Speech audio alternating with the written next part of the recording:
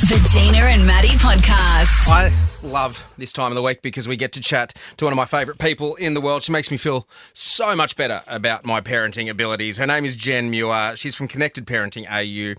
The podcast you should be listening to is Beyond the Chaos podcast, and the book you need, it's beside my wife's table, bedside table at home. She's got some of her saucy mummy books there as well. But this one, and it has some post-it notes in there at different points. We go back to it as a reference. It's called Little People, Big Feelings. The author is Gen Muir, and she joins us on the line this morning. Hi, Jen.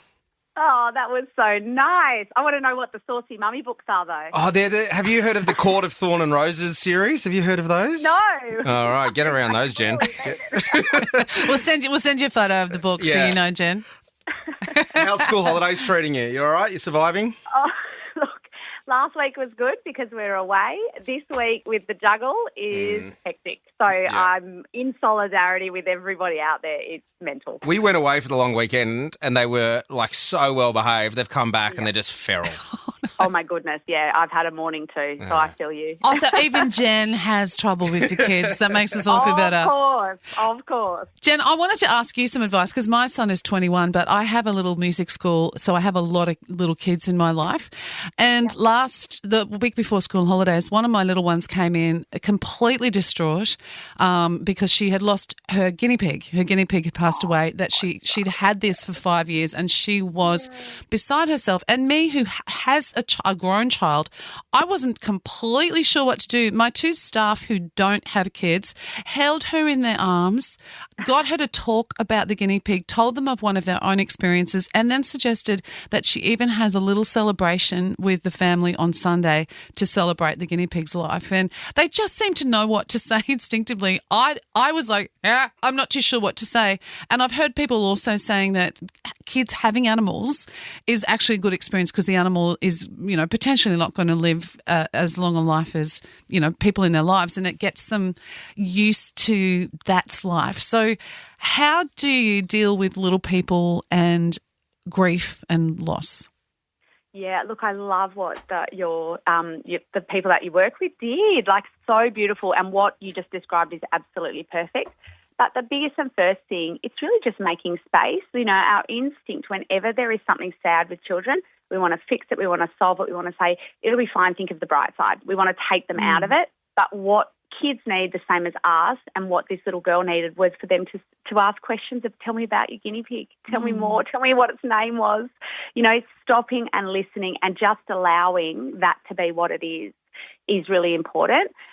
We do know from our knowledge around grief and how we process grief that creating meaning, creating that ceremony is really important. So, talking about that was a really beautiful thing to do for kids.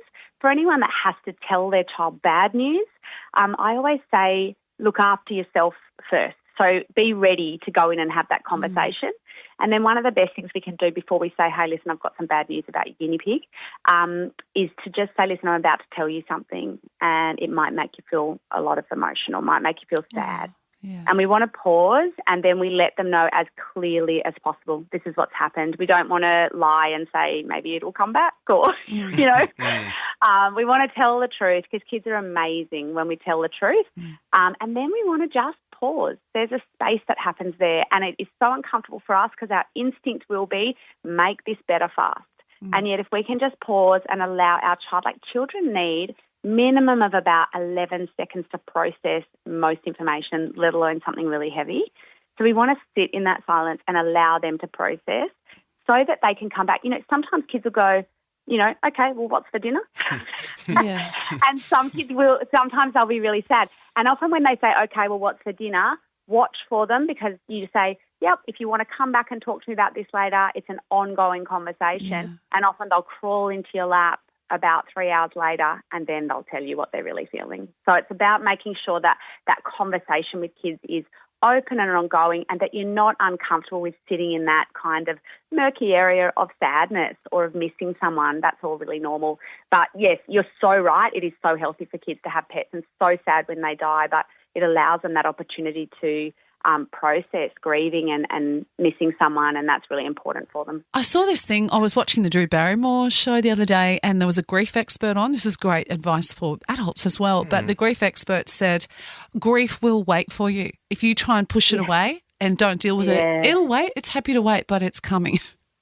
Yeah, look, we used to think that there were these stages of grief and they had time limits, the 7 stages of grief, denial and then anger and then sadness. It's just not how grief works. It's not linear like that. Grief comes in waves. It catches us when we're unawares and absolutely if we push it away and we don't sit in it. But you are allowed to take breaks from your grief. Even in the saddest of grief, we're allowed to sit and watch a telly show and take a break from it. That's healthy, and have a laugh, and it'll be waiting for you at the other end. But it's okay to take those breaks. Love that, Jen. The book is Little People, Big Feelings. Next week when we chat to you, Jen, it's this time of the year where preschoolers are transitioning into big school, and I'm losing my baby. She's going from preschool into kindy.